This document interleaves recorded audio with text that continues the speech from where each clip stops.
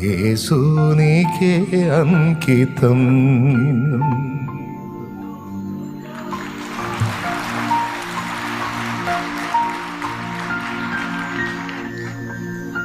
నా వల్ల నీ నామానికి దోషం వచ్చి అవమానం వచ్చి నేను నీకు చెడ్డ సాక్ష్యం తెచ్చే పరిస్థితి ఉంటే దానికంటే ముందు నా ఊపిరే పోవాలి. ఇక నిందలు అంటే నిందలు వందలు రాని ఇబ్బంది ఏం లేదు. అవి నిందలు కాబట్టి ఇబ్బంది ఏం లేదు. ఆ నిందలన్నీ నాకు దీవెనలే. కానీ నేను తేడా పడి నీకు అవమానం తేకూడదు. నా ఆశ అదే, నీ దయ అంతే. ఆ పట్టులోనే ఉండు, నా చేయబట్టుకో, నేను నడిపిస్తా.